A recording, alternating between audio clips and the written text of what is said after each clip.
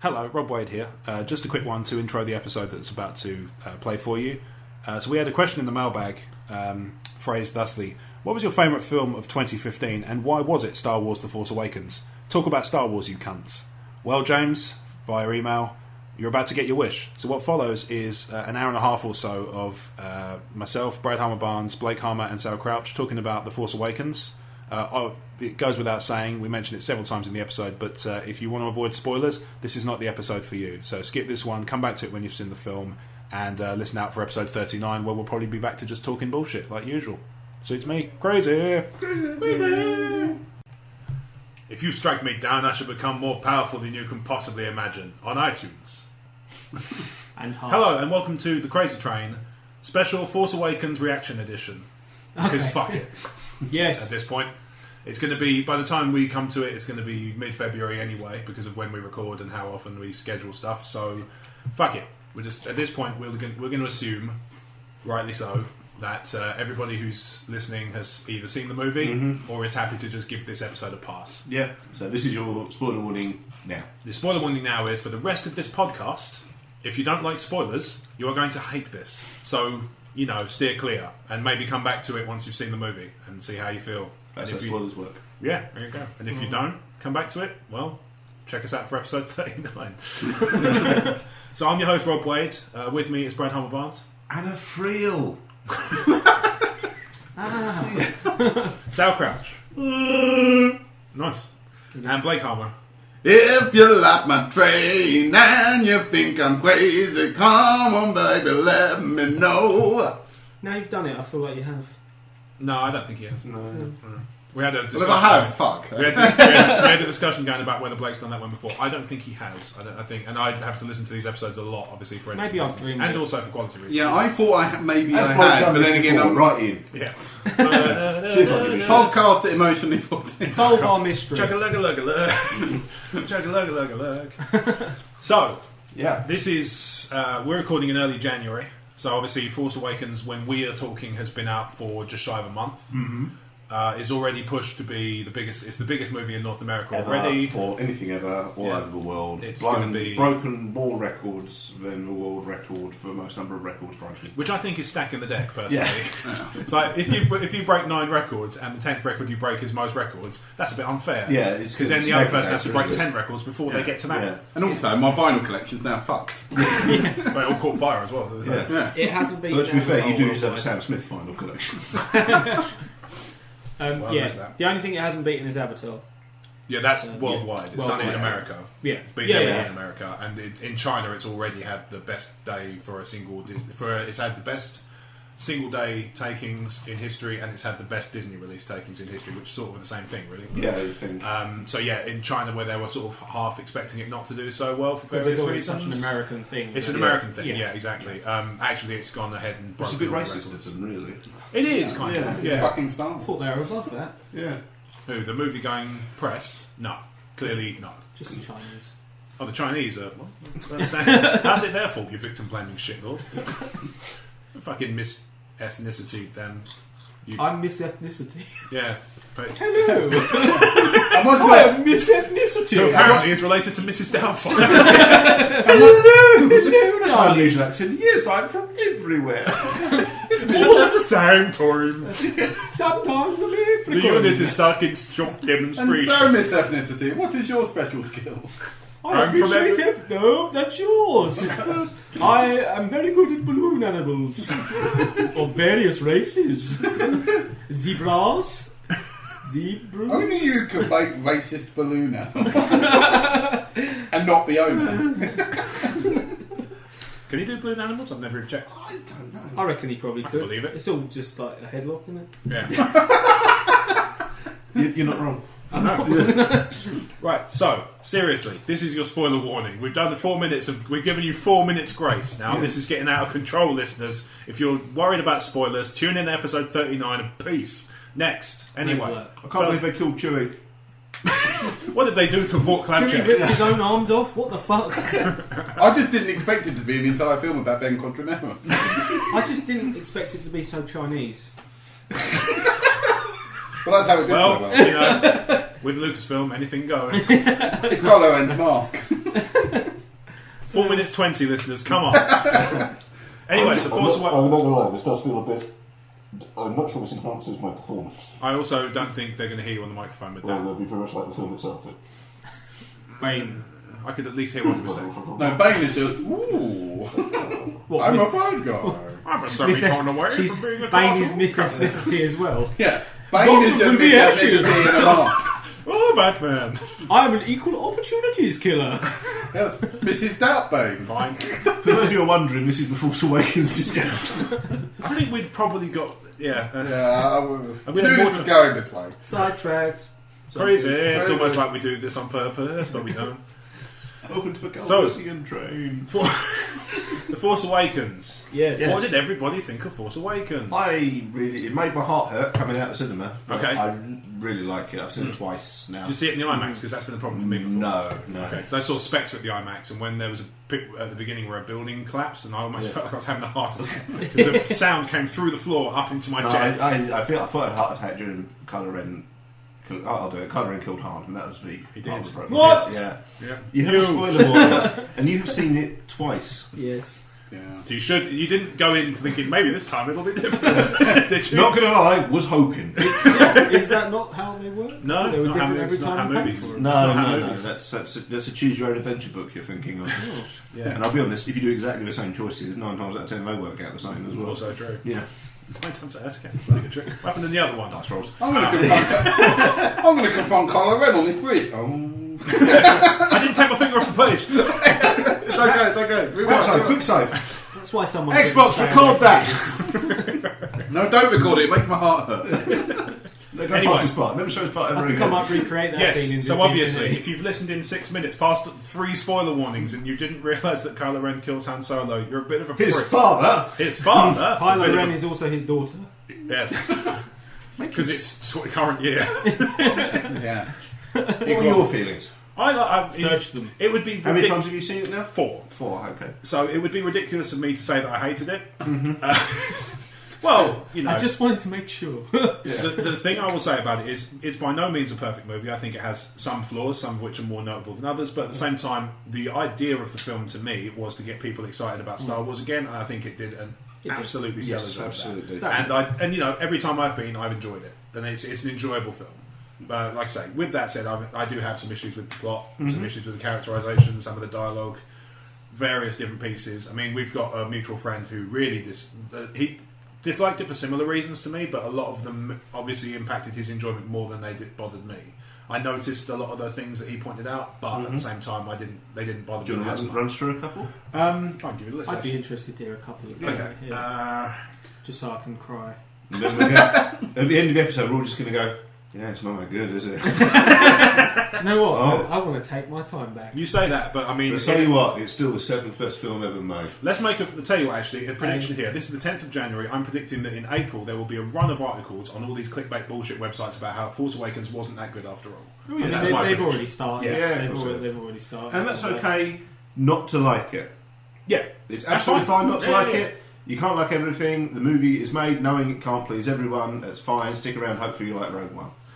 But yeah, to go, I didn't like this in order to get a reaction is yeah, it's like yeah. deliberately inflammatory clickbait Yes. bullshit, and it's like Yeah, don't be a dick. Am I the only one who? Yeah. No, fuck off. If you start a sentence with "Am I the only one who blank?" the answer is no. It's always no. Somewhere in the world, somebody has thought the same thing as you, Snowflake. Unless you've Right. turned into a spaghetti monster.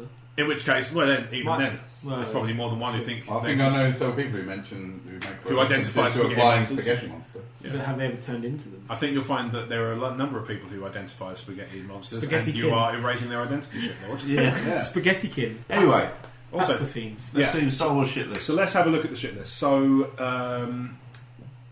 okay, yeah, fine. So number 1, Ray is Corin Horn with tits. Who's Corin Horn?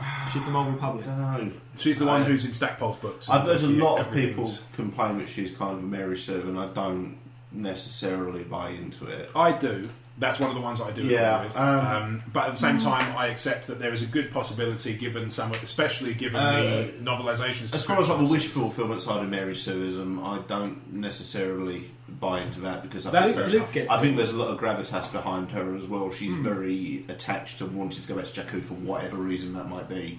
She feels badly for leaving, and she when she's offered the lightsaber first, she doesn't go, "Yes, I will become a Jedi now." She actually actively rejects it. Maybe it's part of the hero's journey. Yeah, but that's one of the things that kind of is echoed that verse. As far as her being OP, I think there's a reason for it. That's fine. I agree. I think that there's storyline. I think the film's called Force Awakens. There's a reason. Absolutely, I fully accept that there is a good possibility we will have that explained in future films. But on the strength of this one film alone, I think she is. Okay, that's my feeling. If this was the first, we have gone into Force Awakens knowing there are sequels. Exactly. If you were to just go with this is a film, it's like A New Hope works fine on its own. Yes, it's a fine substantial. They didn't know there were going to be any more. Yeah, absolutely. But A New Hope made enough money that it guaranteed 2 sequels. Sure. If you'd have gone in an Empire being Empire, but there wasn't the guarantee of a third one, you'd have been. What? Yeah, exactly. Yeah, it doesn't work. So this one has gone in knowing it's been conceived as a trilogy. So with that in mind, I think that yes, on the face of this one film, she is overpowered. The argument I've heard a lot is that Luke's also overpowered, but no, he's not, because he does one thing of note in that film. He has to be trained he's being trained on a very basic level. Yeah. He is being trained. Yeah. And the other thing is, while everybody seems to immediately gravitate and love Rey, treat her like a daughter they never had and shit like that, Luke was always seen everybody sort of fucking rolling their eyes at how whiny he is, and with good reason. But the point is that there is that flaw there if he is keen to do the stuff, but actually he comes off as pretty unlikable in the first film. Whereas Rey is instantly like, she's good at this, and everybody likes her, and Luke, that's the Mary Sue bit. I think that's part of Luke's journey, though, as he does start off as, it's such a long way away, I just want to go and get power. Yeah, sure. What my uncle going to think? He is. Why does he talk like a mafioso? I don't know. What is my fucking uncle going to think? I'm going to go fucking Tashi Station pick up some power converters. But that is his character arc. He starts off actively rejecting it, and it's about him realising that he has to take on these responsibilities. No, it's the opposite. He's like, I want to go and do this, I want to do that. Yeah. And Ben's like, alright, fucking realistically, Han has exactly the same arc.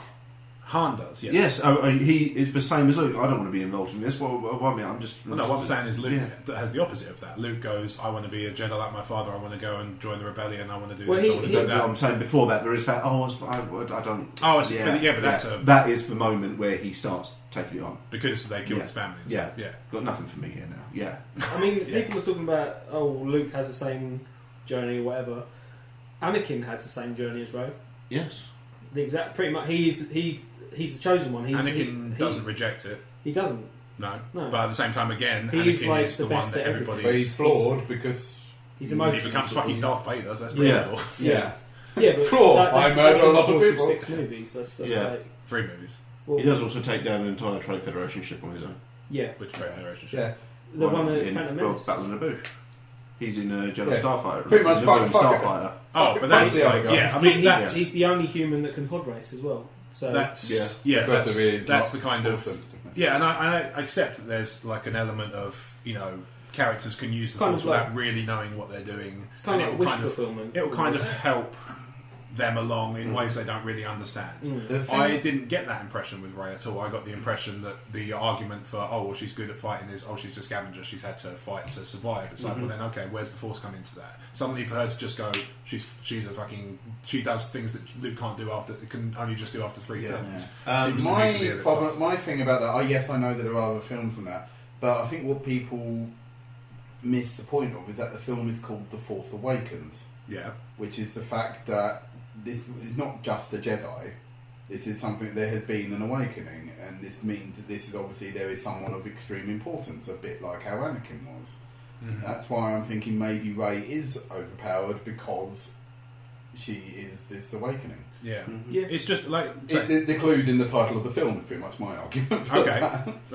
I'm fully of the feeling that in future films, especially if you read the book, it'll get explained. I think. I think they could have explained it better. I'm not saying they couldn't. So there's some exposition in the book that uses wording that makes it very clear what that actually supports the idea of there being far more to it than that in terms of why she's suddenly able to pick all this stuff up. All I'm saying is that on the basis of this one film, are you referring to Ren's dialogue in it? No. Okay, cool. No, it's Ren in the act of doing something, and it's a certain way they phrase a certain thing. Cool. It's in the film, but it's not explained. It's a wordless. Wordless dialogue. So it's when he's trying to kind of extract the information. I'll avoid doing spoilers for novelisation. I think so people might take a bit longer reading that.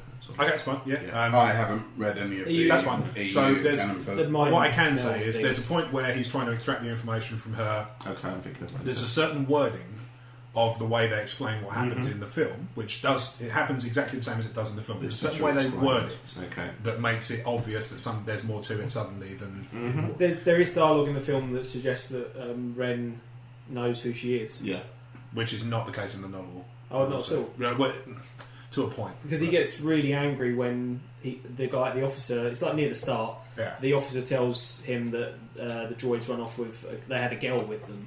And he's like, a girl, and then he has a fat off like tantrum. What girl? Yeah. Yeah, what girl? There's a lot of scenes where they cut away from explaining who she is because obviously the story is about who she is later on. Yeah. But in the novelisation, it's like I say, there's a very very key point, and you spot the wording and you go, oh shit, is that what they? Oh, I see. That's what. Oh, okay. And you suddenly understand that one wordless scene in a lot more detail. Just because of something they express in the novelisation, which I imagine would probably have been difficult to come across without being corny as fuck in the film.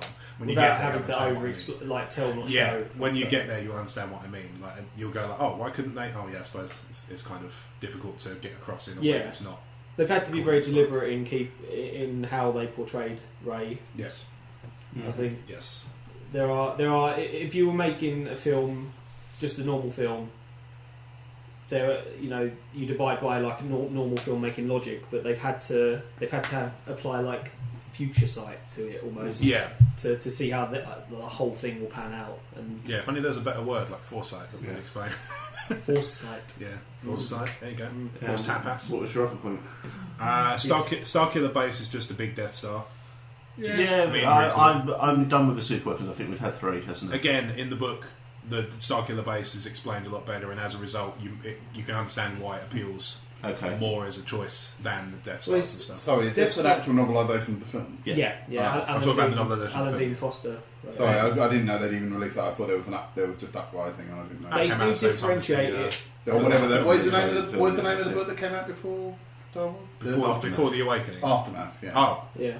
Sorry, I thought there'd only been that in terms of the new. They do differentiate it even in the film where they call it a hyperspace weapon. The Death Star was something that moved towards a target, whereas this planet could shoot hyperspace lasers into things. It didn't have to. Yeah, it's different enough, but they blow it up the same way, obviously. Yeah. I think it's a shame that it got destroyed totally. I think if it got disabled, and like then maybe in 2 and 3. There would have been this, oh shit, they're going to rebuild it. But I know, obviously, that I'm worried that Episode 9 will be Starkiller Base 2. Again, maybe, Orbiting Endor. I think, I'm hoping that they'll... what could possibly go wrong? They'll pare it down to just the confrontation between... I just think, rule of 3, we've had 3 super weapons, that's enough. Yeah, that's fine. I mean, they may just find another way to... Build 2 Death Stars and Starkiller Base. Oh, sorry, yeah. In terms of canon stuff, obviously there's Legends that do loads of extra ones. Yeah, or like it's fucking Dark between Jedi and Vector Prime, there's just like 40 different fucking super weapons on one. Out of interest, what's your favourite? Darksaber. I like Darksaber. Yeah. That's a rebuilt Death Star, isn't it? It's a Death Star laser owned by the Hutt cartel. Yeah, it's just a laser, and the everything else around the edges is just stripped out, isn't it? So it looks like a lightsaber and also. Is it an orbital laser or is it on a planet somewhere? Orbital laser. Okay, yeah, cool. It's better than shit like a fucking galaxy gun. Yeah, is that the big rocket? I don't know. The Suncrasher was out. The Suncrasher was actually quite close to the Starkiller Base. Not far off, because it's interesting because that's one of the things again. Suncrasher would blow up the sun and therefore the entire solar system. Oh, okay, yeah. Which is actually kind of what they did, but they channeled the energy rather than exactly. And they and then when it died, it all turned into the sun, didn't it? Yes, it did explode because it contained enough energy. Yeah, it just became the sun, didn't it? Yeah. It just blew it up. Should have been a black hole, but not, it's not science fiction. So that is science fiction. It's fancy. not. Yeah, it's not science fact. Yeah. So, Neil deGrasse Tyson. your opinion on Star Killer Base? You agreed with that point? To a point. I mean, again, this is one of those we already ones knew where there was going to be a super weapon point that going didn't in. mean It bothered you, but didn't bother you as much as it did some people. Yeah, but I mean, I thought that the way they handled the impact of what I think with a weapon like that, you have to show the impact more than they did. They did and they didn't, because they actually took out. They didn't explain cut a lot of stuff. They didn't explain well enough, in my mind, what they'd just done by firing the weapon. Because I agree. I would also say it was a really bad stylistic decision to have a planet which looks exactly like Coruscant and not be Coruscant. Because if you're a casual fan, and by a casual fan I mean someone who watches the movies, which is a bit of service. If you're a fan of Star Wars but didn't go out and get the visual dictionary or read up on Wikipedia afterwards, you would think they'd blown up Coruscant. Yeah, I know what you mean. Because that was my first thing. That was odd stylistic decision. That was the bit I was confused about, because I thought it couldn't be Coruscant. It didn't look enough like Coruscant. It was a really odd directorial decision. To make it even more confusing, they say that the Republic being capital, destroyed, pretty much. No, they say the Republic capital now moves, so it's not Coruscant anymore. Yeah. So they actually did blow up the Republic capital, but it wasn't Coruscant. Yeah, it was convoluted. It's very convoluted. To do that. It makes me wonder if there's a bit of last-minute script rewriting there. Yeah, maybe it was supposed to have blown up Coruscant, and then they decided to rewrite it after they shot that scene. To me, it kind of looked like Coruscant said they destroyed the Republic a little bit. Okay, it kind of looked like Coruscant mixed with a little bit of Naboo, because it was a lot curvier than Coruscant for me. You know Crowd predecessor planet's curves. Yeah. Everything here is soft and smooth. It's everywhere. Supple. Nice and supple. I think it's a MacGuffin, so it doesn't ruin the movie. Yeah, but it's there to create drama. Yeah, that we watch. In the other side of it, I did like how they deal with it, which is Han just going, we just do what we usually do and just blow it up. Yeah, that was funny. Yeah. I thought that was like... That's what I would say. A great thing about this movie was the sense of humour in it was outstanding. Oh, brilliant, yeah. Harrison Ford is amazing. I think a lot of the trouble was the humour in the prequel trilogy was very toilet humour. It was a lot of, this animal farting in Jar Jar Binks' face. Yeah, especially episode 1. Yeah, or Jar Jar walking poo. Yeah. Or the ridiculously migraine-inducing puns from 3PO during Battle of Geonosis. Whereas this was a more adult style of humour. It was... I don't mean adult humour as in blue humour, but it was... Yeah. I felt like it had some of the witty one-liners that Marvel films have, actually. Yes. It was kind maybe it has an influence. But I think... because you've seen it so much, you tend to forget there's a lot of funny moments in the original trilogy as well. Yeah. I remember when I went to see, boring conversation anyway. When I went to see the special edition relaunches in '97, people were laughing at the stuff that the droids were doing, and I was just so used to it, I didn't find it funny anymore. Yeah. It was like, actually, no, you're right, they are funny. Yeah, exactly. And this movie was that style of humour again. It's kind of irreverent humour. Yeah, or Han stepping on a twig and Endor. Yeah. Stuff like that is brilliant. You're cold. Yeah, but that was the best lines in the film. Yeah. But that kind of sense, it was nice to have that again rather than the puns and farting in the prequel trilogy. Yeah. Okay. Or Who Talks First? That was brilliant. That was really dry. That was a blind side. Yeah. That was a great bit because there was that pause when he brought him to his knees and that. It was every time I see you do this. Every time. So, subject to Kylo Ren. Mm-hmm. What do you think? I thought he was alright. What do you think? I thought it was good. I liked him. I thought it was... I didn't. Here's the thing I had leading into this movie. I wasn't keen on him going into the film because of the trailers and the teasers and the artwork and the clips I'd seen. Right. That were. I didn't hunt down spoilers, but anything that came from StarWars.com, I embraced. Yeah. And I didn't like him because whenever I hated his voice, he sounded like a little kid pretending to be Darth Vader. And I get in the movie, and he's a little kid pretending to be Darth Vader, and I absolutely love it for it. That's absolutely brilliant. Yeah. I think the lightsaber design is still amazing. I love that thing. It's not that kind of because the crystal in the hilt is cracked. Yeah. It's not just for. You're not worried about spoiling the visual dictionary.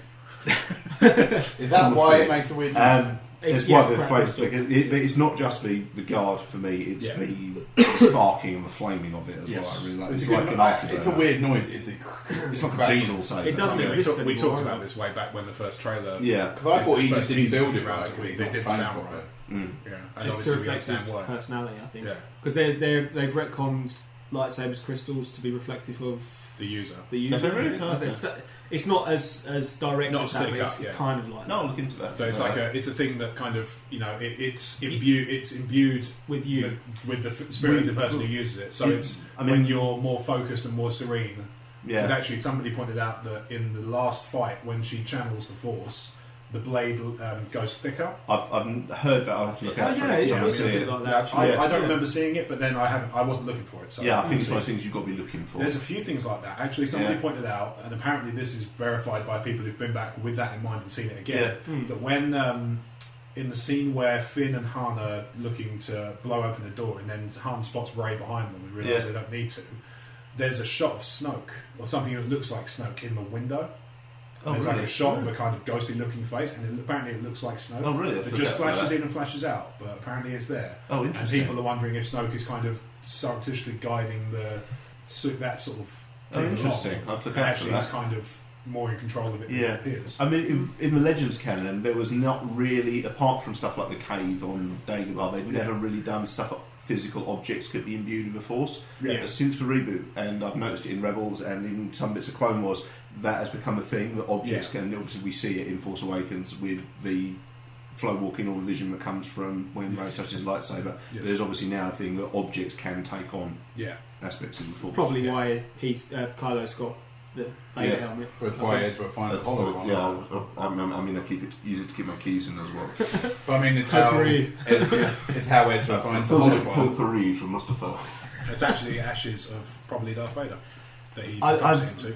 Is that verified? Because I've not heard that verified yet. That's the thing. I don't know if it's verified or not, but I remember hearing it. I looked on Wikipedia and couldn't find anything, but that's not. Absence of proof is not proof of absence. Sure. So, it's logical. Why would you do that otherwise? Where would you get those ashes from? They're going to be blown to the winds in hours, surely.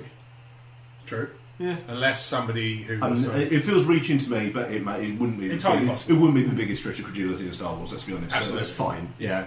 I'm just saying. So far, I personally have not seen anything to canonise that. Yeah. It did strike me as odd that there was just a random pot of ash. I just assumed it was.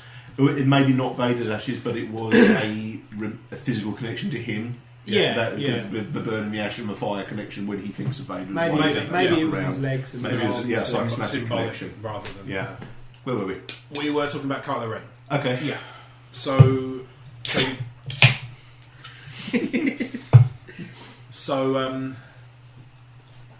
the Kylo Ren. So the big criticism I've heard, it's not one that's in this list, or that maybe it is that at the end of the thing, Kylo Ren comes off as massively weak compared to Rey in the end of the lightsaber battle. Now, I agree, but at the same time, they spent the whole film talking about how the bowcaster is so powerful. They set that up. He gets shot in the chest with Chekhov's bowcaster. Yeah, he gets shot in the gut. Doesn't even budge an inch. He drops to his knee and that's it. He doesn't fall. He doesn't get blown 30 feet back like the stormtrooper and crack all his armour and shit. He drops to his knee. So he's obviously quite powerful to take the hit. Yeah. He's keeping his insides in check, presumably afterwards. So he's having to focus on that. He's also having to probably move at less than 100% because he's probably using the Force to keep it internal. Also, he is affected by Han's death. Absolutely. Again, that's something that's more touched upon in the book. And his uncle shot him. Uncle Chewie shot him. Not a proper blood uncle, though. No. Well, we think. Yeah. We don't know. He has got a lot of hair. I think we can guess. He does. He has a nice mane. No, there is another. Chewie. Yeah, Chewie fucked Han Solo's sister. Hair is thicker than blood. Oh, you sure? I gave you all those tips. Chewie's a fencing instructor now. Yeah. Just the tip. I think there's enough in the film to justify why. I think so. He was weak. Also, he's not fully trained. He's an apprentice. He is an apprentice, but we're not used to seeing this. We're used to seeing all powerful Sith that are a threat. This guy is not even. No, they do mention I'm going to finish his training. The impression I got was more that he was like Luke was at the end of Empire, where he had to do something and then he would be a Jedi. Yeah. In the same way, I think that his thing was, sever your family ties, and you're powerful. Then. Yeah, you're powerful. You're not even a Sith because obviously there's no. I've seen this isn't canon, but it was like a fan theory or something which I kind of picked up on from the old Expanded Universe. Was it seemed to me that the test for a dark side apprentice was to kill someone close to them. Right. Because I know Bane does for sure. We know Vader does for sure. Yep. We know if we go down the old canon, we know that Sidious killed Plagueis. So he killed someone close to him as well. Again, now it's no longer established. Yeah, but I'm saying this is something I call from the older canon as well. And a lot of the Darksiders, it was killing someone close to you. Yes, is what cements that path, which is maybe what this has been taken from. Maybe, yeah. I mean, there's definitely some drawing of comparison. There's been drawing of stuff from the EU. Because obviously his name is Ben, which is it's Luke's son in the Legends, but at the same time, it is it's a part of the old canon. Mm-hmm. And also, I mean, there's a kind of almost like a revenue vibe to the mask, the Kylo Ren mask. It's kind of like a very much so. Yeah, and almost actually to the point of Rey looks a bit like Bastila Shan. Yeah, okay. I wonder if there's going to be. I do wonder if some of the old Republic stuff will creep back into canon again. Well, Bane's already in there from Clone Wars, right? Bane is canon as what you see on screen as a Sith Lord. Yeah. But I think the Darth Bane trilogy works as like an in-universe legend of Darth Bane. Mm-hmm. I think they still work, and I think that's how a lot of the old Republic stuff would be like the Silmarillion of Star Wars, like the tales and legends. Mm-hmm. I think that will fly. Okay. Obviously, the stuff post Jedi is going to be harder to retcon, but I think stuff like Shadows of the Empire will gradually creep back in. Maybe, yeah. So I think Dash Rendar as a character and people like that will probably make their way. Yeah, I mean, Liverpool Black Sun's canon as of Clone Wars. True. Yeah. And also, I've noticed that in it might have been the Legends comic. Having said that, but I read a comic where a Dameron was introduced as a character. Okay. And it was kind of pre A New Hope, so it might be like a grandfather or something. Is it might be one of the recent ones? I think. Shattered Empire. Pro Dameron's parents are mentioned in the most recent comics. Because I think have they got some kind of tree that's force sensitive? Group. Yeah. They've got a force artifact in Shattered Empire. Right. I've not read it, so I don't know if I can spoil it. You're gesticulating, yeah. Yes.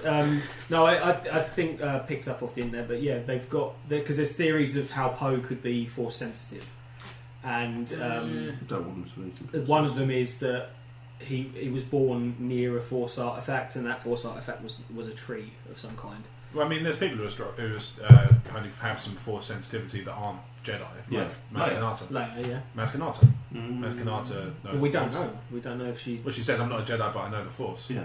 I think she's at least read about it. I think they're busy at tearing down Jedi and Sith sort of like preconceptions anyway. I think they're going to make the Force more universal and balanced. That does make sense. I think that's a prominent theory. Well, I think the idea behind the Sith are no longer a thing. They have to differentiate the Sith from other Dark Jedi or whatever.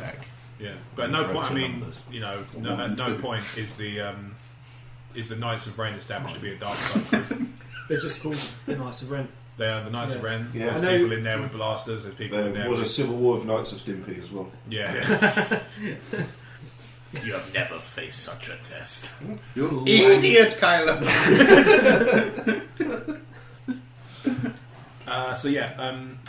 I think the Poe Dameron reappearance is a bit rushed.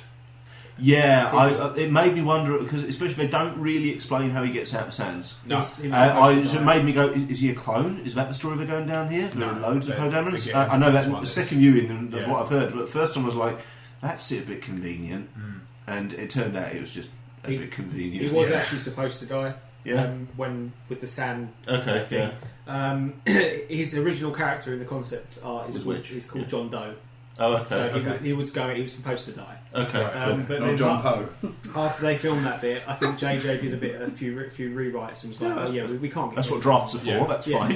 So they mysteriously bring him back, but I think that was again. That's one that's fleshed out more in the book. Okay, that's one that's it actually tells you because he just goes, "Oh, I was thrown from the sand and then sort of turned up again," and then it's like that's what made me go. There's something up here. He's covering. Oh no, but this one in the but you recognise time round. Doesn't he ride with a few people on if you know what I mean, a speeder, and then like that. he just gets? It's quite a sort of like not an interesting. It's not. I think that's it. It's just cut. It's not very interesting. Yeah. It's just a thing. Same with Finn. Finn kind of turned up and did a thing. Yeah. That's a story for another time. Yeah. That was a good one, actually. Here's my. Yeah, that was another thing I actually think was the only weird bit. Sorry. Well, no, just because Crouch reminded me, is the bit where he's going like, "How'd you get this lightsaber?" That's a good question, but I'm not going to answer it. Yeah, that and I will say that one in the book is not covered because she does say good question for another time because presumably she's going to turn up again. Yeah, I need to find Spaceballs 2, The Search for More Money. I don't think they need more money. I would watch the shit out of the Schwartz Awakens. Though. Well, yeah. But, is it actually real or not? I don't know. But it's a sequel to Spaceballs. I know there've been articles saying he'd announced it. They did an animated series of Spaceballs, but I don't know where you can find it. And during the prequel, they were making fuss about doing Spaceballs Episode 1. I don't think it's going to happen, personally. Yeah. I think you're probably right. Yeah. I think realistically, Maz Kanata is going to turn up at least once more. Yeah, she might die. She's almost like a kind of... female Yoda. Like a Yoda role, yeah. But a bit early, obviously, from if you go by the kind of cyclical thing of the films, she would turn up in theory in the next film. But obviously, the Luke Skywalker's the MacGuffin. He's the one that the plot centres around. I think Snoke will play more the Yoda role to Ren. In the second one. Fucking good luck carrying him on his back. Yeah, no, there are little pictures of mini Snoke on his back. Here's something I noticed the other day. Somebody put up a side-by-side shot of Darth Vader with his helmet off and Snoke, and I couldn't help but notice it is similar. The scars are in exactly the same position. Yeah, even those little bits but it makes me wonder. Now, I'm not suggesting that Anakin Skywalker is Snoke. Mm-hmm. I'm thinking because they've done similar themes before with certain people in the universe being embodiments of pure dark side energy, like Palpatine in Dark Empire. Mm-hmm. It wouldn't surprise me if Snoke almost physically felt everything that had ever happened to a Dark Jedi or something like that. Like, I mean, there's stupider things themselves. I find it very unlikely that Snoke is Anakin theory because... Oh, no, I'm not saying I think it's bollocks because it completely undermines the character arc of Anakin across the previous 6 movies. Yeah. And if there's anything this movie is founded on, it's love and respect for the original movies. Mm-hmm. So I think it's very likely they'll do that. I do like that idea that there is some kind of resonance with Anakin he's felt, because to me I was always kind of hopeful that the new movies were going to revolve around Anakin still, because I've always felt the movies were Anakin's story. They do. Yeah. It's his legacy. Well, in the concept art book, there is a picture where and it's concept art, so it's not, it's not definitely going to be a thing, but there is the Force Ghost of Anakin. Yeah, okay. And they've talked about... No, they actually said Hayden Christensen was considered in the movie. The interesting thing about this Force Ghost is it's half Vader's face, half Anakin's face. I have heard that, yes. There's a kind of... And it fluctuates. Yeah. If he gets angry as a Force Ghost, you'll see more Vader. I did find it curious there was no Force Ghost in A New Hope, or in any of the prequels, actually. No. There's allusions to Qui-Gon. There's audio. There's talk of Qui-Gon having the ability to do so, because Qui-Gon is in Clone Wars as well. Yes. As a Force entity. I thought the idea was you died at peace. That's the thing. Have you ever? You just become one with the Force. Yeah. You know, at the end of Episode 3, where Yoda's like, "Oh, much to teach you I have." Like, you can talk to Qui-Gon. I'll give you his WhatsApp. They were going to film that scene with Liam Neeson. That's what Episode 3 was going to end on. But Liam Neeson had a massive car accident, so they ended it on that. Yeah, unfortunately, one of his particular set of skills wasn't braking. But it was originally going to end with the Force Ghost of Qui-Gon talking to Obi-Wan. I reckon Episode 8 is going to have Force Ghost too. Yeah, I think almost certainly. Like, if nothing else, I mean, there's heavy talks of... How's Paul going? How the fuck did I go? I reckon Ewan McGregor's going to turn up and just be like, where the bloody hell have you been? They're talking about a whole trilogy outside of anthology, so it's just like its own thing. Yeah. So no, obviously Obi-Wan's voice is in Force Awakens. Yes. When he whispers, there's Obi-Wan's voice and Yoda's voice in the mix as well. He says Ray, basically. That was Alec. I thought that was the bit. I think this is Ray. I mean, McGregor. I'm not going to lie, I didn't notice that. I didn't notice it first time. There's a line at the very end where he says, "These are your first steps." Yeah. But then Alec Guinness just does Ray. Yeah. But when we watched Star Wars, we had Star Wars on in the background at the end. I reckon it's the "Don't be afraid." Yeah. When R2 first sort of was like, "No, fuck this." Don't be afraid. It is. Don't be afraid. That's been confirmed. That's what it's from. Yeah. It's like, I wonder why George Lucas is making me read this with such gravitas, this particular syllable. Don't be afraid. Yeah. Future sight. If there's one thing is that George Lucas admits is he doesn't like the film. I think he likes it fine. I think he likes it. He just said he wouldn't have made it. It wasn't. No, he did it very. What you need to bear in mind about George Lucas. It wasn't part of my original vision. What you need to bear in mind about George Lucas is he thinks Empire Strikes Back is the worst one. Well, at the same time, it's his. Yeah, I get it. But at the same time, I think I kind of see why you don't. Everyone obviously. Empire is probably the most popular among fans. Yeah. So that's why that's the divergence. He doesn't really get what people get out of it. Yeah, I think that's what some of the Empire problem is. might be, creative-wise, it might be the least his. If that makes maybe it had more like Irvin Kershner, is it? Yeah, maybe it had more of his. Maybe his he just. influence. Maybe it's it. Maybe he just looks at it and he doesn't see his. Film. Yeah, there's no gophers in it. Yeah. There's no gophers at all. Yeah. I've never seen gophers in Star Wars, but okay. No, but in Indiana Jones, there. Yeah, I get it. Next point. So my major contention with the film is I think the ending is a massive fucking cop out.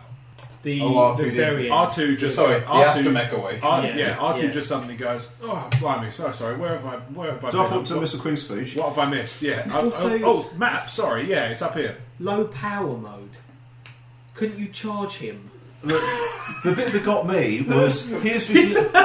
You think it's luckily we built the R2 firmware so that if he goes into low power mode, we can plug him in and he can't do any fucking thing about it. But what got me about here's BB-8's fraction from that, but it doesn't correspond to anything we're missing. Yeah, and then the rest of it is just a bit, it's just this small cutout or whatever. Very clear. But it's like it's like if you took a bit of an ordnance survey map and said no one in the world recognises where this is, and then you put it into context and go, oh yeah, it's Dagenham. Yeah, I found it difficult to believe not one person went, well, it's that bit. Yeah, it's really my thing about it was this, and this is where I would have ended the film. So I would have ended it a little bit differently. What I would have done, if you accept the R2 wake up bullshit, which I kind of have to do the ending I would do, you go through the R2 wakes up bullshit.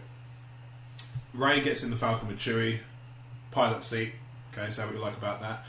Never mind that Chewie's more experienced, a bit racist. Yeah, first time I didn't notice. The second time I was like, hang on a minute. It's the look of your fucking ship. The look from Chewie. I'm still the co-pilot. What the fuck? Yeah, exactly. Some fucking affirmative action bullshit going on there. And he didn't get a medal. But yeah, well, he has now. Has he got a medal now? Yeah, he's got Hans. Where's his there is gone on space eBay. He's sitting there going, I didn't want it this way. One of only two made. So I would have done. Ray goes into space with Chewie in the Falcon. R2's with them. Go to hyperspace credits. Yep. Yeah. And I would have had them turn up at the beginning of episode 8 in that bit. That would be where I would go. Where I would bring it in. Because actually, the Luke thing doesn't add anything to it. First time I saw except a November rain moment, which, as Paul called it, which I thought was fucking hilarious. It's the bit where the camera's spinning around the pair of them. He called it. He said that him and his wife were both going, "Do you need some time?" Have you noticed how out of place that particular shot is as well? Yeah. Exactly. It's this really shaky, crappy quality helicopter shot. The whole film has been like meticulously designed and shot, and then you've got that shitty little helicopter shot at the end, and it's like, who's doing that? Also, Jojo. Or she's Chewie going. I'll park the car. Shake the camera, quick! Shake the camera. The first time I saw it, I was just caught up in the moment and loved it. That's understandable. The second time, I can definitely see where you're coming from. I think I've said to you, your cut, I like fine. I don't know. I would choose the final cut or the cut you made. Yeah. They both work. The second time, I kind of wonder. But the thing is, they needed to have Luke in the movie because this movie is actually a Star Wars movie about Star Wars. Because the whole part of it was, well, where's Luke? Where's Luke? Where's Luke? And the opening first line of the crawl is, where's Luke? Yeah. So that's the thing is, I actually think that we've all been very cleverly duped into a marketing campaign. Absolutely. But I mean, it's almost like we were the target market. I have no... Not just me. I have no issue with it. Yeah. I mean, I understand, and I'm it's perfect. It's been marketed beautifully. Absolutely. And it tells immense volumes that the Lucasfilm buyer has already paid off in merchandise before the film came out. Yeah. Because they'd already made $5 billion in merchandise pre-Force Awakens. Now you think about how much they've made since, because obviously the news is out that Rey's the main character. People are going and buying Rey merchandise. Well, not only that, they've released a fresh batch of Rey stuff. And they're going to continue to do so, because once it's been out long enough, people will go, oh, well, now we can show her with the lightsaber, now we can do this stuff. And this Star Wars is the biggest cash cow this side of religion. Yeah, and you couldn't do... And, well, the parallels are there. Yeah, no, totally. Yeah. Right, what else? More so than Trapped. Yeah. So yeah, like I said, the Poe Dameron thing, it's kind of just not very well developed. Yeah, I mean, if you're thinking about it on a single film basis, then yeah, it's disappointing with Poe. It is, but at the same time, you do have to be aware that this was conceived as a trilogy and will have to be judged as such. Yeah. Movies now just get made. What we don't have is Episode 4's design in 3 years. Self-contained. Even Phantom Menace is self-contained. Absolutely, yeah. And this is it. We don't have those with Phantom Menace, we knew there were 2 more. Yeah, we didn't. I did because of that reason. I thought this movie was going to be more self-contained, and then 2 and 3 were going to bleed into each other a bit more, as with the other trilogies. Kind of like how Matrix was handled. Yeah, Matrix was not handled well in any way. Matrix ending could have been the end of. Yeah. Oh, that was a great film, great self-contained story. 2 and 3 bled full into of each unnecessary sequels. Yeah. As our friend Paul said, it was a great trilogy until they made the other 2. So what's next? I just had it in front of me. Snoke. What did everybody think of Snoke? A lot of people I know don't actually like him. I think it's a stupid name. He speaks very highly of him. I liked him fine. We didn't see a lot. A lot of people seem to think he's a massive giant, and I think there's a Wizard of Oz vibe. Oh, it's the opposite. I think it's the opposite. Yeah. As soon as but everyone was like, "Oh, it turned out it was a hologram at the end," and from the first moment I saw it, I thought of the hologram of Palpatine talking to Vader in Empire. Yeah, which you know he could be. Although I'd never thought he was. Oh, he's legitimately 10 foot tall. Yeah, I thought he's 6 foot, maybe 8 foot tall at a push if we're talking Star Wars. But no, I think there's going to be a don't pay no attention for man certain Wizard of Oz deal. Well, I thought was really cool about the behind the scenes is that Andy Serkis was delivering his dialogue from a 25-foot platform with them looking up on him. That was the whole idea. They did in order to illustrate the size. They had Andy Serkis up on a platform with his mocap suit on. Oh, okay. Just delivering the dialogue. Andy Serkis had no idea what his character looked like. Okay, cool. He just got given the kind of direction of how he wanted the lines delivered, like deep and stuff. Sounded like Benedict Cumberbatch, because I tell you what, I was listening to a dedicated Star Wars podcast a friend of mine runs. It's called Talk Star Wars. It's really, really good. Subscribe. And absolutely check it out and listen out for my questions coming in the next episode. Yeah, so that's cool. Question for me. Yeah. He asked for them. Yeah. That's what he was wearing. I don't know. Surprise question. He's wearing a Star Wars shirt. I don't know. Yeah. When the first they do a show about the first teaser, and they go, "Well, that's Benedict Cumberbatch, isn't it?" Because everybody thought that at the time. Because people had forgotten that Andy Serkis was in there, and you hear it in the episode. It's really interesting to go back to people reacting to those teasers and those trailers. And although they get some of it, and actually, the guy who runs the show gets an incredible amount of stuff right just from first impressions. Oh, really? It's really quite impressive. And he gets some stuff wrong, but he gets some really little things really spot on, which I thought was excellent. You know? But he said later on in the show, in the same episode, they go from, it's Benedict Cumberbatch, he's in everything at the moment, to, Andy Serkis. Tell you what, Andy Serkis is in the list of the people credited in the trailer. I wonder if that's his voice. And it's just that kind of realisation that this guy can just do so much. He's such great, a range. He's incredible. He really is. Yeah. On that note, what of the rumours you'd heard about Force Awakens were you pleased to discover was incorrect? If not rumours, then fan theories. Okay, yeah. Because for me, it was the theory that Kylo Ren was Luke Skywalker. Okay. I was so glad that or that Luke was Snoke, or that Luke was the leader of Knights of Ren. I'm so glad he wasn't. In general. Yeah. I can see how it would have been cool, because they did say Yoda said once you start down the dark path, forever will it dominate your destiny. Yeah. It would have been cool to have him. There's this kind of off-screen struggle with this duality of light and dark that he's never really been properly trained. Mm-hmm. He's kind of had a bit of a hodgepodge of he's cobbled it together from a couple of old blokes and some holocrons. Old blokes and holocrons are off-screen. We don't know about that stuff. There's nothing what's there that's canon that's holocron? Is it canon anymore? Well, the holocrons are canon because the holocrons are. But what I mean is, what of Luke experiencing holocrons? No, not that I have seen so far. There you go. So while he's had this we had this off-screen journey between Empire and New Hope and Empire, where he's gone from. What the fuck is the Force to I can do basic stuff and jump up fucking kind of cobble this together. Then you go from Empire to Jedi, and he's done the same thing over a shorter period because he's having to sort of ramp it up quicker. And he's also had his fight with Vader, which is sort of learned from and things like that. But he's a lot of his journey is off screen. Yeah, and 30 years could be a long time if he's gone down that sort of darkness of sort of slashing Vader to bits and that sort of thing. So I could understand where the logic came from. I didn't think it was Ren because I knew who Ren was because they'd already said. That's why I didn't buy it. Yeah, I thought he could be the leader of the Knights of Ren. Yes, that was conceivable. I thought realistically it was possible. I was glad it wasn't true. I thought he was going to be dead already. I thought the bit at the end where Rey's sitting over what turned out to be Finn's sort of crippled body. Yeah, and the lights pop up. Yeah. And the light suddenly floods the scene.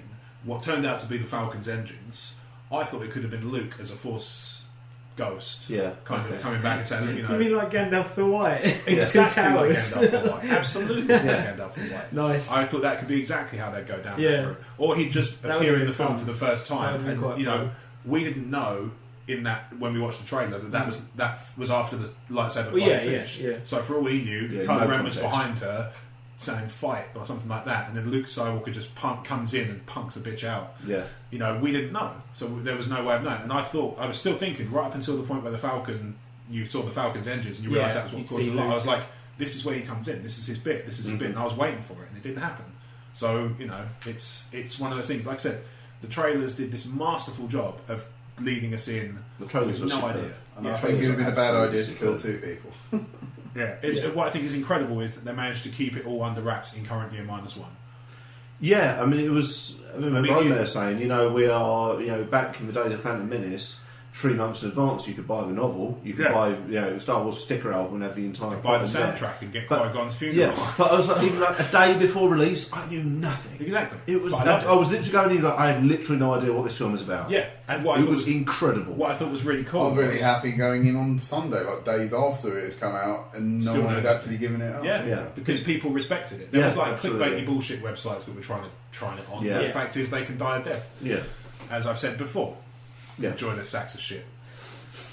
What else is there? I've been very careful with what I look for. No, yeah, you've got to be clever yourself. You can't.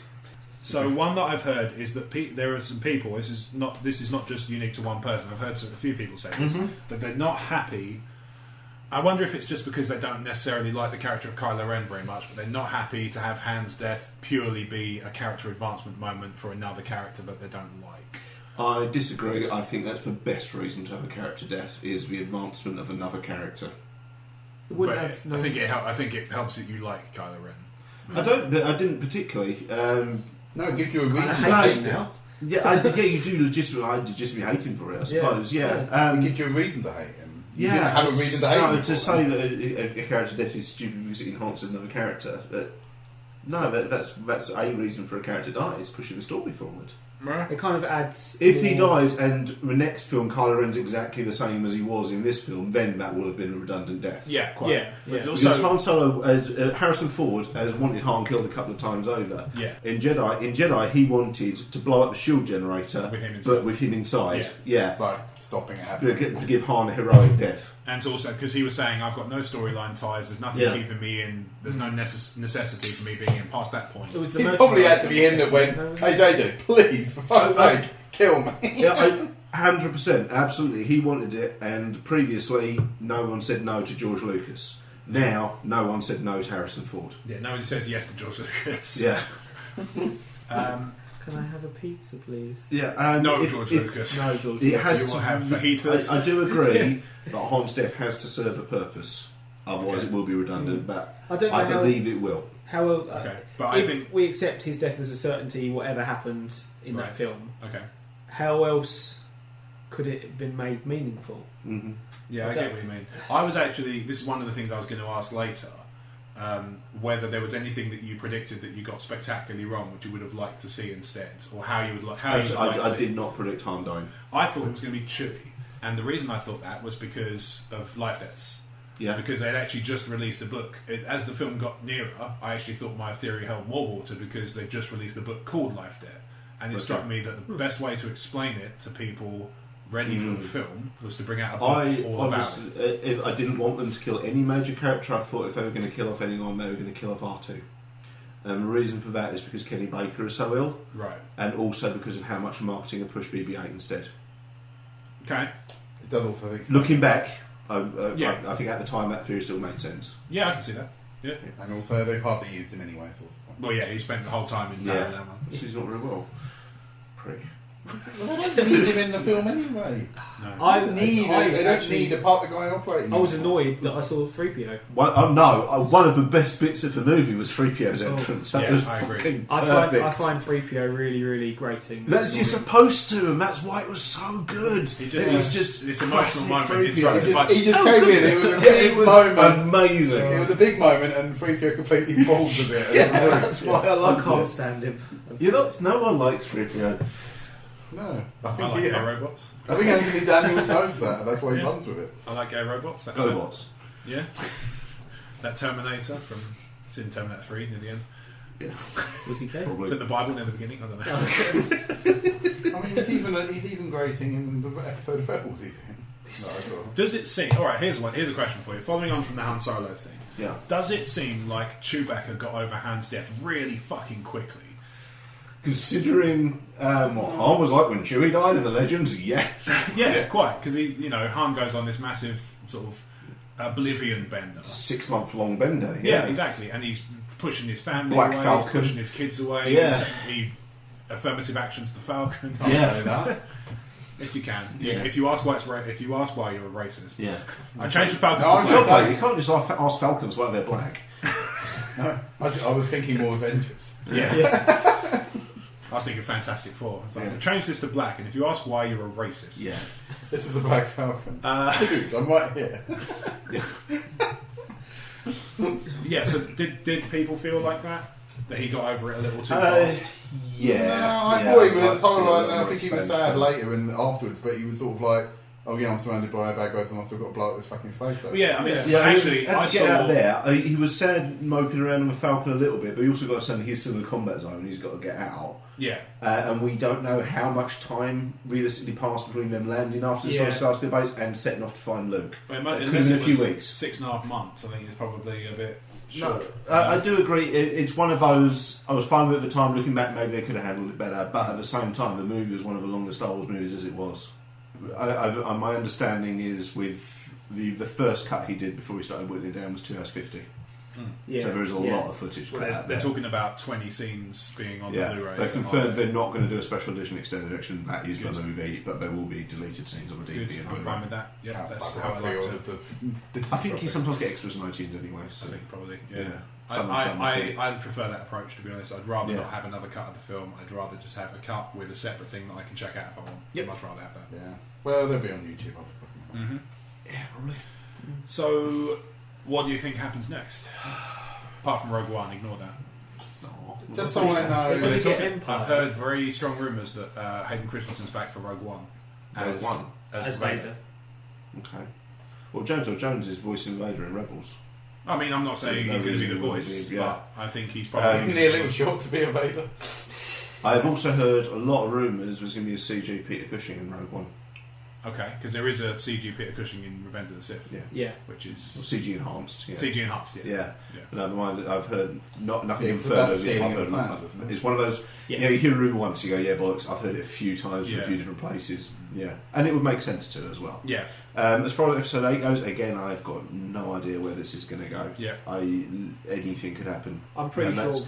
that's why I think it's a great time to be a Star Wars fan, because I'm just so fucking excited about everything that's coming out. Yeah. I feel 16 again. I feel like when I first found out there was such a thing as the expanded universe, where there's all this shit to read up on and explore and experience, and it feels like that again, and it's a fucking brilliant feeling. Okay. So your theory is no idea. I couldn't even begin to think what's going to happen next. Okay. As an aside though, How much time do you think is going to pass between 7 and 8? I hope a long time. I hope they do a time skip like 3 realistically, years? I 5 think years, it will carry on straight away from end. I wonder if they're going to do that. It'll be really. I mean, none of the other movies have. That's all. I think that they will for this one because people will be on tenterhooks for Luke's first words. Because you don't want his first words to be like, if you. So there's your training. You left that toilet in a state. Wouldn't that be amazing? in terms of like film mode, what's that, Bat? I mean, you can save that for a book. They in their story group, they always have this story would be interesting to say or to tell. This story, how do we do it? All right, that story should be a book. That story should be in Rebels. Okay. That story should be in the film. Right. So I think their first meeting will be a book. Or a tie-in comic. Or a tie-in comic. I think the time skip needs to happen because we need to see Ren trained. He needs to be different. He needs to be different. Yeah. Well, I think just him being at 100% would make a big difference. I think but he needs to have got his training finished to do that. So there's going to have to be a time skip. Whether Ren is trained by Luke, which I assume is what happened. Ray, sorry. And then, by Luke. I don't think she needs it. In the time skip... I think she should show him a maybe few he just goes, I've been waiting for you to finish my training. Maybe she just. Maybe I shouldn't have left you on that planet. Think I can show what you. What are you going to do? Luke starts his line off. She finishes it for him. Hey, Uncle Chewie. Hey, fucking. You got the fucking Falcon back. Yeah, I think they'll fill in the time gap. There should be a time gap, and they'll fill it in with other media. What, so 2-3 years, you think? 2-3, maybe. I mean, maybe A New 5. Hope to Empire is 3 years, Empire to Jedi is 18 months. Really? Yeah. He does a lot. It was a year to He does a lot of training in that short time. Who? Luke. Yeah. What, in Empire to Between Empire and Jedi. Yeah, that's because he's learned from his battle with Vader. He's improved his power. And again, this is coming up on another podcast, Rebel Force Radio. I think the guy said people are going, "Oh, Rey's just like suddenly fighting Rey's suddenly fighting Ren, and she's able to use all these force powers." And he said, "Is it possible that her proximity to Ren and his dark side energy causes her light side energy to flare up in reaction?" Because Luke, apart from seeing him at a distance and a dogfight where the Falcon breaks up, Luke doesn't actually have any real runs in with Vader for a while. Yep. And it's only after his battle with Vader he becomes exponentially more powerful. Right. This is a fan theory. It's not my theory, but it's something I can understand. There's also the whole thing that Vader finds it hard to target Luke, initially because of the Force. That's because having used the targeting computers in Battlefronts, I can tell you they are bollocks. What? Server lag? I mean, X-Wing targeting computers, the A-Wing targeting are fine. Imperial targeting computers are bollocks. Should have bought an A-Wing, faggot. Excuse me. This is a Windows phone. At least I can do less dicking around on this. Okay, so you think there's going to be a time jump? Yeah, I mean, also it'll be boring for us to watch Finn heal over. Or the next movie is just 2 hours of Rey still holding out the lightsaber. I could see. Luke going, and the first you say something, I say something. Look, if you're not going to need me, I've got stuff to do. Shit. So, look, I've got a wash on. I'm trying to find this temple. It could be about the temple. I've got a load in the dryer. I've got oh my god! One thing they've never done is they've never shown a temple. If he goes into a fucking guided tour of the Jedi Temple, I will lose my shit. Yeah. So this dates back to imagine if he's gone like really kooky. It's like, this guy's in university. It's like, this is pre-episode 1. What? This is my favourite. Episode 1 of what? What? Anyway, this is my favourite rock, Larry.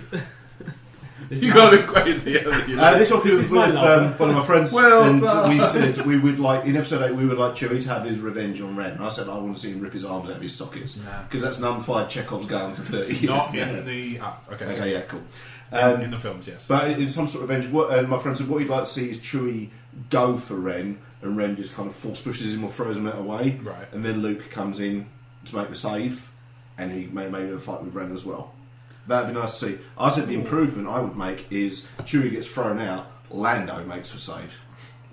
That would be nice. Because I want Lando in episode 8. People have talked about how it being as is, there are kind of similarities to 4 and 7, which are undeniable. There's a lot of Empire in 7 as well, I think. There is some of that to it. Like even just something as simple as trying to summon the lightsaber out of the snow is a nice little kind of homage. there's a lot of talk that suggests that because there are parallels between 4 and 7, there will be parallels between 5 and 8, and that is the perfect opportunity to bring Billy D. Williams back in some form. Yeah. So whether that's as the administrator of Cloud City, because they're trying to find out how Maz Kanata got the lightsaber, or Christ knows what. Yeah. You know, I think it should be Lobot if that's the big hero. Oh my god, are you reading Orlando comic? No. Yeah. Fucking awesome. yeah, there's one big And Lobot's in it. there's one stumbling block to Lobot Really, being in really the good. film as is. He did. Who? Lobot. did. Oh, He did. okay. Well, The guy who played him did. where are we going to find someone who looks like him? Patrick Stewart. There we go. There you go. I don't think You are Patrick the worst Stewart- Trekkie ever. and yet somehow the best. If I can help Pat Stewart out, Any other predictions for episode 8 for you? any other predictions? I'll take that straight to Blake, to be honest. Okay, cool. Blake, Yeah. episode 8. Glad you'll go. Okay. You just No, went, I don't know what to think. I Yeah, stand with the yeah. other guys, but I'm going, I don't know what to think. And to be honest, part of what I've loved about Force Awakens was the not knowing going in. Yeah. And I'd rather be surprised by whatever they do. Okay. To be honest. Cool. Fine. I know that's a bit of a bullshit answer for a podcast, but That's you know, fine. But to It's be like a fair, dick, I guess. This is, No, this is I said virtually the same thing. so So, let's be clear on this. This is a one-off. This is not a this is Crazy. not becoming the Crazy Train is not becoming the fucking Crazy Falcon. Or yeah, some we're never bullshit. going to make Star Wars jokes on a crazy train. Well, absolutely. But we won't be doing films in detail, plot by No, but plot. this is a big one for a lot of people. Absolutely. Yeah. And so I figured since we didn't have a specific topic in mind, Yeah, we might that's as well cool. talk about it. Now, final point. With a month having passed, or Did you do your predictions for episode 8? I didn't know, No. but then I've been reading a lot of fan theory, so Oh, maybe okay, I'll cool. taint it. Yeah, okay. I think realistically we will see. You can't Do enjoy you think it. we'll can see you? Snoke in I'm person? not doing I- it again. Don't I worry. kind of think we will. Yeah, And I if nothing else, I think there will be some sort of flashback to Luke and Snoke having met before. yeah. Because I think that's the kind of thing where That's they the, could go, that thing. do you That's want to know the how I got first, these scars? first time we've seen a flashback in Star Wars. Yeah, I think it is. Maybe. It's the first one we've You seen. know what I'm thinking, so just ignore me. No, I don't know what It's the you first I'm time just we. thinking that you should retrospectively have Obi-Wan fucking I think we've seen. Hello, I've just come to fix this pothole. Don't mind me, I'm just going to go and fuck my way across the galaxy. That's my own I think that's what I love about the Legends, is Right. that Obi-Wan pretty much kicked the shit out of any major... Oh yeah, if we turned up in Legacy, just like, let's come here to kick crates ass. Anyone needs me, I'll be a blue ghost. He kills people as a ghost. Eddie, It's just No, it's like a flashback to the bad guy in Legacy's Dark It's Crate. Sharon Het, who was in the Clone Wars, yeah. Yeah, shout out here. It's And there's a bit of a cut thing where he's in Tatooine, It's and they post Order 66, isn't Yeah. it? yeah, and they jump Obi-Wan Kenobi, don't they? Yeah. As a group. No, and they come across him and he says, "Get the fuck out of here," and he's like, "Or what?" I'd be like, "Or I'll teach you pretty much. I'll Yeah. teach you a lesson." And they fight. It's Yeah, more about and he it's not so that it's not like they come and ambush him. They stumble across him because he wants to. Obi-Wan's trying to talk Sharon Het out of doing what they're doing. I don't know what I can't remember what It's it been is. a while, yeah. Fucking Yeah, I need Tusken to read Raider again. Bukaki It's not face. canon anyway. Tusken Raider Bukaki Yeah. face, fuck it. He wants to talk him out of that. Sharon Het won't budge, so they have a lightsaber fight or a fight of some sort. Is it a I think lightsaber fight? it's a lightsaber fight. But he's got a Yeah. galloping stick because he's a Tusken Raider. No, he's got a Jedi. I think he's still- I thought it was post Anyway. 66. Anyway, they do fight and Obi-Wan has his ass. Obi-Wan, they fight. Obi-Wan knocks his mask off, doesn't Yeah. he? Which is a sign of fall of stature in the Tusken Raiders. Okay. And he can't lead that warband anymore, so he becomes reclusive and starts to slowly rebuild the Sith behind the scenes. He watches the Empire rise and Yeah. fall. It's on Marvel Unlimited if you want to do it. Star Wars Legacy. There you go. It's on Marvel I'll Unlimited. give it Yeah, a but go. all It's the Dark Dark Horse, Horse stuff is now on Marvel Shit, Unlimited. okay. All of it. Oh, all of them. Literally. Oh, that's shit. That makes their Nice to big do bumper deal at the end of their run on all the Star Wars stuff seem a little bit... Yeah. That's it. It's almost like the way they did it. Yeah, trying to cash in... Yeah, well, they had it, fair enough, you know. Yeah. Oh, yeah. They made it. Yeah. Yeah, Yeah, that makes sense. Yeah. Yeah. Okay. Anyway, so your final point you're doing. So I think so. My brief prediction is I think you'll see more of Snoke either in a flashback or in some sort of montage of kind of explaining what happened in the ensuing 30 years because we didn't really get a proper sense I'm of looking that. forward to books and comics covering that. I don't think we'll get them until after episode 9. I think you'll get some stuff. I think you will get some stuff in the movie to do that because I don't think it's good business sense to rely on people. I agree. Expanded universe. I got none of my politics and trade things, and also a lot of people who like the films won't necessarily read the books. I think that is a slight difference because originally, so we made movies, and then fuck all for years. When people were like, well, fans want to know, make stuff up. Now there's actually, we can do that for the fans. Yeah. It's not necessarily a worse way of doing it, but it's a different way of doing Absolutely. it. That needs to be borne in mind. But I think that while they will do books and comics, they should at least explain for those people who won't get into it. Which is absolutely fine. You can still love Star Wars. It would be a tremendous disservice to dismiss fans who only like the films. I think I'm not talking about dismissing. I'm very much talking about leaving some. I know you're not. I'm backing you up. Yeah. I think they have to leave something in for the fans, even if it's just a brief kind of, some of the stories you will have heard are true and blah blah blah. And it's like kind of just show like a montage of things happening. Because the Force Vision, part of that could be flashbacks and forwards and so on. And actually, I think the encounter with the Knights of Ren on the Rainy Planet is a flash forwards rather than a flashback. Possibly, yeah. Unless it's Luke's flashback. Always in motion in the future. Yeah, I think it's possible it's a flash forward to a scene, something along those lines. I think that vision will make more sense. Yeah, I think so. For some reason, I think that you'll see more of that. You'll see more of Luke, and I think he's gonna. I'm guessing that there's a good reason that he got in shape. Because in the film he looks a bit... Lost 50 pounds to stand, say nothing, or wearing a blanket. Well, no, I thought he looked podgy in 7, so I think he's lost shape for 8. Lost weight for 8. Ooh, maybe. I think he's in shape because I think he's going to have a more active role, but maybe not combat, but he's going to be in it more. It would be a disservice to anyone if we didn't see him have a full-on Revenge of the Sith style lightsaber fight. You're not going to get Revenge of the Sith style. No, you're not going to get that out of him. No. Well, also, they're not going to go down the overly... we got it out of Yoda. They're not going to go down the overly choreographed route because it comes off as hokey, and that's one of the things people don't like about the prequels is that over-the-top Yoda can fucking Speedy Gonzales bullshit. And that's the thing is when we saw that even seeing that in the cinema, I laughed my balls off, and most of the screen did because it was outrageously ridiculous. That's weird because it's one of the things I like best about the prequel trilogy. I don't like Yoda's fight. Yoda's in episode 2 was not very good. That was a bit over. There's bits of it. I like that, the whole kind of making the faces and sort of It's kind of. I like him turning up and taking out the wall guard and bam against the wall. Episode 3 is very Shakespearean. Okay, but it's the thing I like about the Palpatine kind of the faces and stuff is he comes across a bit unhinged, like he's it's like he's just taken a mask off. And this is like, his true face. Admittedly, it's obvious to fucking everybody but your wife. Yeah. Who it was a surprise to her. It's like, is he the evil one? It's like, yes. That's why they look identical, because they're played by the same bloke. And I found myself explaining to her in his voice. It's why it's identical casting choices. Join us next week. Sith Warrior. The final point. Final question. We've been going, about 4 hours now? An hour and 20. Fucking hell. But there's a bit to come out. It's good speed as well. Yeah. In fact, let's just talk about Star Wars every week. I'm fine with that. Again, no. Separate cast. No. I'll do my own one. Go ahead. Fine. Maybe I will. Just send it to me and I'll publish it. You know what? You can play as well. Okay. I'm terrible at this. Alright. £3 and not a penny. Shall we just go play Battlefront? Last question. Okay. Last question, then we can go play Battlefront. Now that in our world a month has passed, and by the time this comes out, it'll be more like sort of 6 weeks to 2 months. Yeah. Rate your 7. Rank them. From best to worst? Yeah. Or no, best to 7th best film? Autobiographically. No. Best to worst. Best to worst, but 3, 5, 4, 6, 7, 1, 2.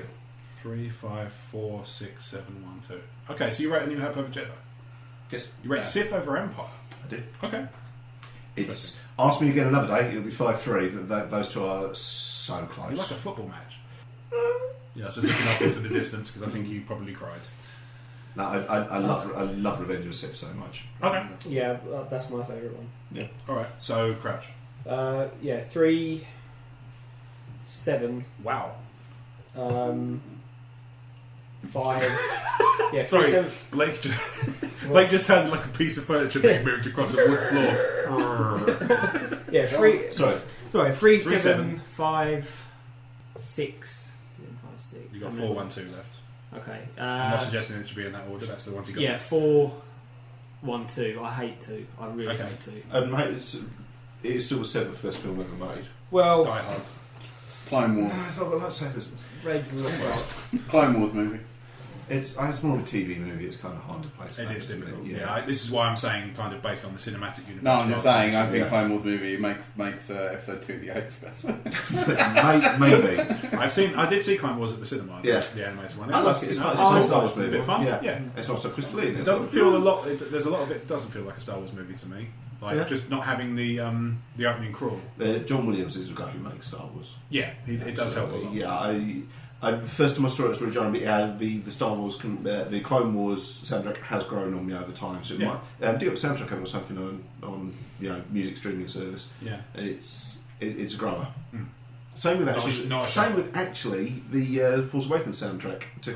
I didn't like it at first because it felt very subtle compared to the prequel trilogy soundtracks. That's nice. Yeah, but the prequel trilogy soundtracks are very bombastic and very overdone, and they've all got like singles almost. You've got Duel of the Fates, you've got Across the Stars, you've got Padme's Ruminations. And the one about what's the one called about? It's just Palpatine's teachings, isn't it? Yes, she's like that the one where they talk about Plagueis and stuff. Yeah, which they bring back in 7 actually. Yeah, the Snoke theme is throat. Yeah. Oh, okay, it's cool. Pretty incredible. But the Force Awakens soundtrack has really, really grown on me. It sounds much more like the original trilogy than it does the prequel trilogy. Ren's theme. He has a certain Ren's theme. Yeah. I don't know Ren's theme. I keep getting Rey's theme stuck in my head. Kylo Ren, rescue Rey. Kylo Ren, watch out, Han Solo. I did not. No, it's almost the Imperial March, but it's kind of inverted. I know what you mean. This was a draft. I did not sign up on this. I'm supposed to be Harry Potter. And John Williams sitting there going, "Too late, fucker." The Force is like a hurricane. Do you reckon he can dance with lightsabers? Ren tails. Woo! Goddamn Disney boy. Right, Blake. I was actually just trying to think that while you guys were talking. It's actually quite hard. As a side, my wife thinks Force Awakens is the best one. Yeah, I can. To Alicia, everything else is a prequel. So More fair, yeah. I would definitely say 2. I just think it stand up on its own. 7. Yeah, I think it does. 7 does to a point. I think if you have a pop culture awareness of Star Wars, you can go in with 7 as your first one. Yeah, I think so. Yeah, right. Yeah, that's just saying. I'm finding it a bit hard. I'd say 5 was my favourite then. Mm-hmm. Okay. Then I'd probably. I have a love for New Hope, but I think being the first one you see, and I find it hard to so I'll probably say that next. Then 3. Mm-hmm. Then I have the problem because 6 and 7 are great, but so 5-3 is your first 2. Or? I would say 5-4-3. Okay. But I'm not liking this countdown. Then. Yeah, I think whatever numbers I choose after that, it does 6 and 7 a disservice. We are going to have to say, Blake, we understand that you appreciate all of them. We appreciate. I think I would definitely say 1, 2 at the bottom. So 2 would be at the bottom. So then, again, Attack of the Clones is your least favourite. Yeah. Okay. And then 6 and 7's place are yet to be determined. 6 and 7 are joint. I'd say would be fairly. Yeah. Yeah. So I would say that. I find it hard saying because I think 6 and 7 are both great films, and it's a bit of putting them low would do them more of a disservice because I think they are way better than 1 and 2 are. Alright. It is just. I like 1. 1 is I think is one of those weird films that gets better every time I watch it. Criminally underrated. It's a fine kids action sci-fi movie. Mm-hmm. It's fine. A lot of people think it's absolutely dire, but I like it. I will never understand people who think it's worse than Attack of the Clones. Attack of the Clones is dire. I'm sorry. No, it's not. It's the 7th best film ever made. It gets worse every time I watch it. Attack of the Clones has got some flaws, but it does have some good moments in it as well. Like, if it was just a film about Obi-Wan's bit, it would probably be better on the list. Yeah, the bit that snags episode 2 is the overly complicated plot about how the Clone Army starts. The Cypher DS thing is woefully mishandled. Yes, absolutely. And the romantic dialogue between Anakin and Padme is laughable. I guess splinters. Yeah, which is why Tom Stoppard rewrote the script for episode 3. 5, 4, 3, 7, 6, 1, 2. 5, 4, 3, 7, 6, 1, 2. Okay, fair enough. What's yours? 5, 3, 6, 4, 7, 1, 2. Okay, cool. I'd rank Jedi higher than New Hope just from a personal point of view because I was fanatical. They are 4 and 6 are close for me. I was fanatical about Jedi Luke as a kid. He was my hero. Oh yeah, I love Jedi Luke. Yeah, I'm not really sure when I first started watching them. I guess at sort of 9-10 years old because I went to watch the special editions at the cinema, having seen the first editions a number of times. So probably about 8, 9, 10 years old. I was. Even then, I probably felt a bit like New Hope Luke was a wanker. You know, it's like, okay, yeah, got it. Doesn't want to do anything, fine. Okay, he suddenly wants to do everything, great, and now everybody's like rolling their eyes at him. I'm just like, yeah, I sort of get it. But New Jedi Luke is just, like I say, he was my hero we need. Absolutely, he was my hero growing up. You know, to the point where actually I, cut somebody's arm off with a plasma sword and kick somebody off a moving skiff. Yeah. So that was unfortunate. Did you catch my thing? Were you out the room? I was out the room. So what was your 5, 3, 6, 4, 7, 1, 2? Which I think is pretty reasonable. I think 2 would be a much stronger film if it was just the Obi-Wan side of it. It had too many plot points. The Obi-Wan side of this plot, I think, is. But there's also no plot. If you run the 2 in parallel, Obi-Wan and Anakin's plots, I think that the Obi-Wan plot is infinitely superior to the Anakin one. I know that there are things around, like I said, the psychedelic thing is. It takes 3 to make 2 make sense. It does. It helps. Because there's a lot of point. I was sitting there watching it before 3 came out, going, "There's so many questions here that are left unanswered." Yeah. And then when 3 came out, it was like, "Oh, they don't give a shit either." Yeah. And I was sitting there going like, "Yeah." I thought, how bad is this film where it's leaving so much unexplained that they have to spend a good hour of 3 explaining it all? Yeah. But like I say, if you were to just go with the Obi-Wan plot line and maybe patch some of the minor issues, I think it would be, if you come in at Geonosis, that would be a much stronger film. It did also give us Natalie Portman in that tight white jumpsuit. It helps. Yeah. It really helps. And there's a bit where a bit of it comes off, and you're just like, oh. The Tusken Raider. I'm hurt too, and it's a real good. It's great. It's and very, it's very also strong scene. worthy of how fucking brilliant that is in Starfighter comic. Massacring the Tusken Raider village. Yeah. Oh yeah. I think that's one of the strongest bits out of the film. Yes. Yeah. I Not necessarily is acting. The whole get in there bit is odd. Yes. Just a bit. They could have done with that the assassination plot at the start. Oh, I think you need that. He needed to get the Jedi involved somehow. Yeah. You need that to get Obi-Wan off on the trail, which takes you to Kamino, which learn about the clones. Yeah. And they're obviously, in Force Awakens, they're obviously still about. Because Ren says maybe we should have used the clone army instead of the ones that... I wasn't sure if that was supposed to be a sarcastic, maybe we should have used a clone army. Maybe, but I don't think he would have suggested it unless it was a thing he could have actually done. Otherwise he could just say, maybe we should have just sent some fucking chickens. Yeah. That would fuck them up. 20 years of military chickens. No. I think there's a possibility that... Maybe in Star Wars universe referencing clones is like the Goldwyn's Law. Maybe, but I mean... Oh god, he's referenced clones again, discussion closed. Obviously in the EU, which is no longer the Legends part of it, they're cloning cylinders, the Spartai cylinders, right? In Episode 2, there's a whole planet that specialises in it.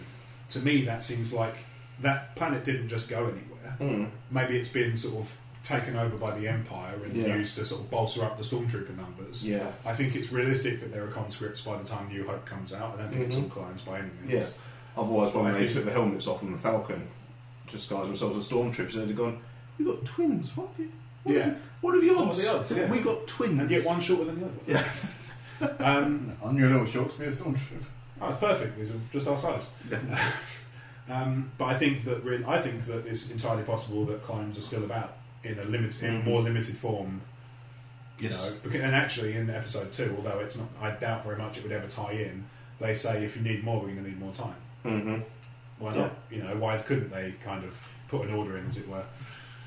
On the Mandalorian front, are we seeing Boba Fett anytime soon? To be honest, I hope not, because he's massively overrated.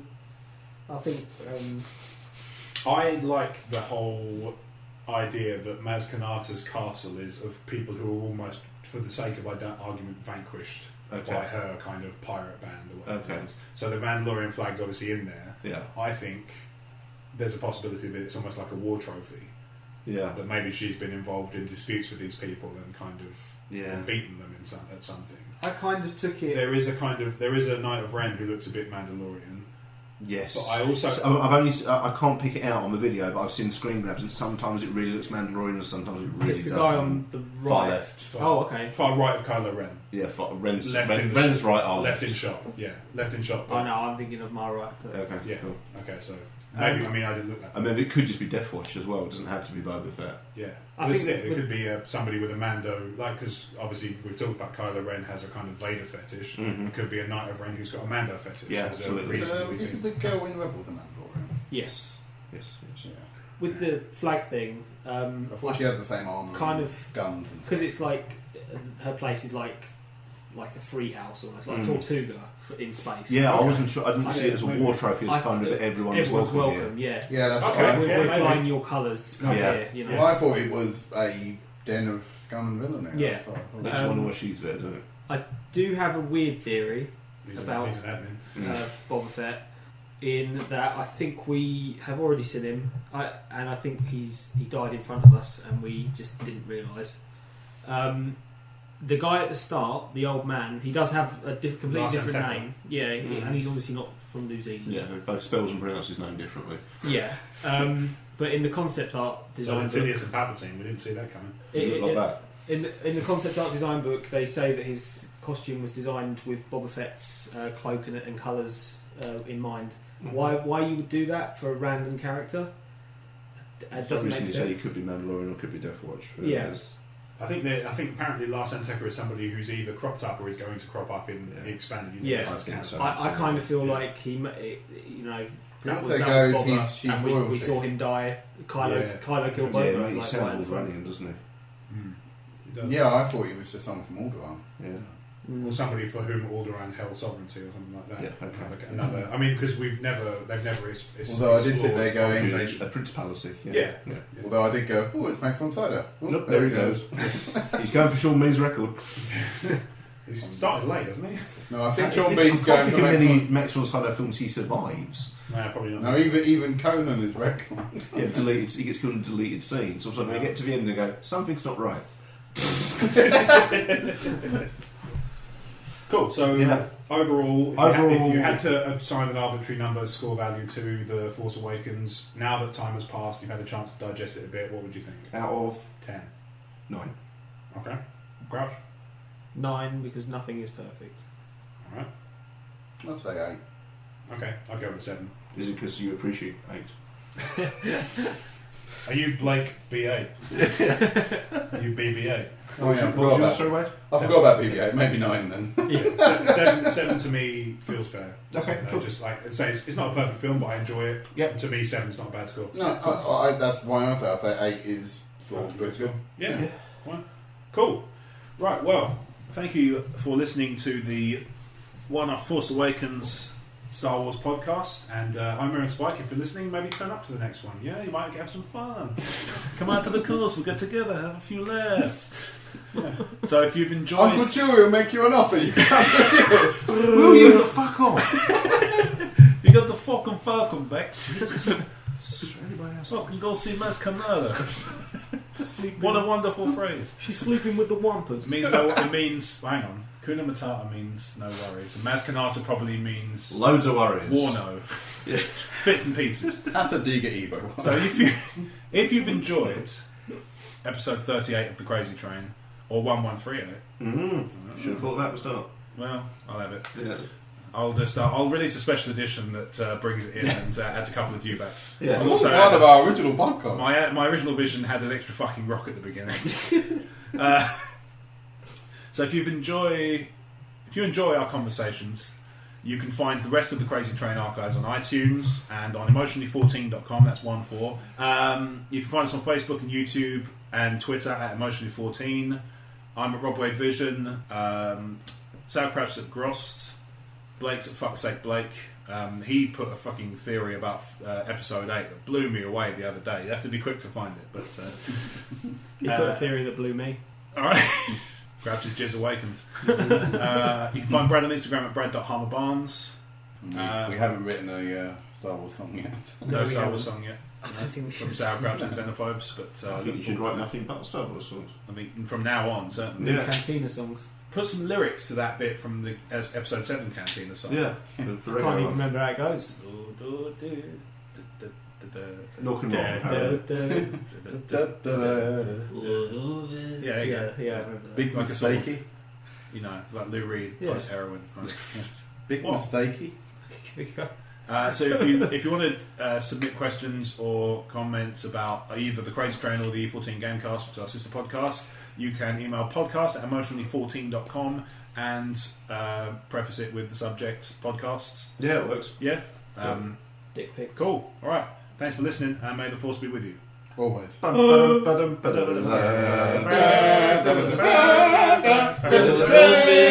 Crazy train.